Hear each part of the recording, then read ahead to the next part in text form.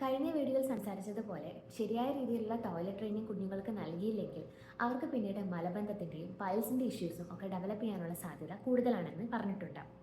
എങ്ങനെയാണ് ഈ കുട്ടികൾക്ക് ശരിയായ രീതിയിലുള്ള ടോയ്ലറ്റ് ട്രെയിനിങ് നൽകുക എന്ന് നോക്കാം.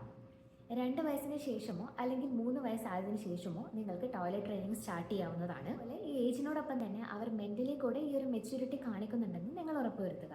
ഇതെങ്ങനെ നോക്കാമെന്ന് വെച്ചാൽ നമ്മളിപ്പോൾ അവരോടൊരു കാര്യം പറയുന്ന സമയത്ത് അവർക്കത് കൃത്യമായി മനസ്സിലാക്കാൻ സാധിക്കുന്നുണ്ട്.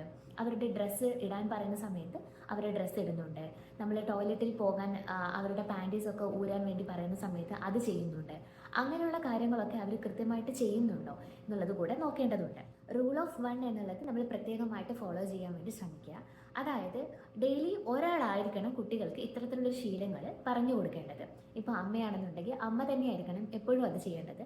അതേപോലെ എപ്പോഴും ഒരേ ഒരു സ്ഥലമായിരിക്കാൻ വേണ്ടി പ്രത്യേകം ശ്രദ്ധിക്കുക. അതായത് നിങ്ങൾ ഇപ്പോൾ ഒരു പോട്ടിയാണ് യൂസ് ചെയ്യുന്നതെങ്കിൽ ആ സെയിം പോട്ടി തന്നെ ഡെയിലി യൂസ് ചെയ്യാൻ വേണ്ടി ശ്രമിക്കുക. അല്ലെങ്കിൽ നിങ്ങൾ ടോയ്ലറ്റ് തന്നെയാണ് പറഞ്ഞയക്കുന്നത്, അത് ടോയ്ലറ്റ് സീറ്റിൽ നമുക്ക് കുട്ടികൾക്ക് വേണ്ടിയിട്ട് തന്നെ അവൈലബിൾ ആയിട്ടുള്ള സീറ്റ്സ് അവൈലബിൾ ആണ്. അങ്ങനെയാണ് നിങ്ങൾ ട്രെയിൻ ചെയ്യാൻ നോക്കുന്നതെങ്കിൽ അത് ഡെയിലി നിങ്ങൾ ഒരേ തരത്തിലുള്ള മെത്തേഡ് തന്നെ ഫോളോ ചെയ്യുക. ഒരേ സ്ഥലം തന്നെ പ്രിഫർ ചെയ്യുക.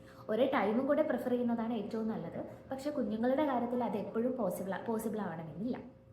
അടുത്തത് ഒരേ വാക്ക് തന്നെ ഈ ഒരു പെർട്ടിക്കുലർ ആക്ഷൻ കംപ്ലീറ്റ് ചെയ്യാൻ വേണ്ടി ഉപയോഗിക്കുക എന്നുള്ളതാണ്. അതായത് മോഷൻ പാസ് ചെയ്യാൻ വേണ്ടിയിട്ട് കുട്ടിക്ക് ഒരു വാക്ക് പറഞ്ഞു കൊടുക്കുക. ഈ വാക്ക് കേട്ട് കഴിഞ്ഞ് കുട്ടിക്ക് മനസ്സിലാവണം, ഓക്കെ ഇതാണ് സംഭവം എന്നുള്ളത്.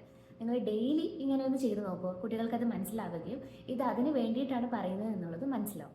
അടുത്ത പ്രധാനപ്പെട്ട ഒരു കാര്യം എന്ന് പറയുന്നത് ഓരോ മീൽസ് കഴിഞ്ഞതിന് ശേഷം, അതായത് രാവിലെ, ഉച്ചയ്ക്ക്, രാത്രി, ബ്രേക്ക്ഫാസ്റ്റ്, ലഞ്ച്, ഡിന്നർ ഇത് കഴിഞ്ഞതിന് ശേഷം ഒരു 10-15 മിനിറ്റിന് ശേഷം ഡെയിലി ടോയ്ലറ്റിൽ അല്ലെങ്കിൽ പോട്ടിയിൽ കുഞ്ഞുങ്ങളെ ഇരുത്താൻ വേണ്ടി ശ്രമിക്കണം.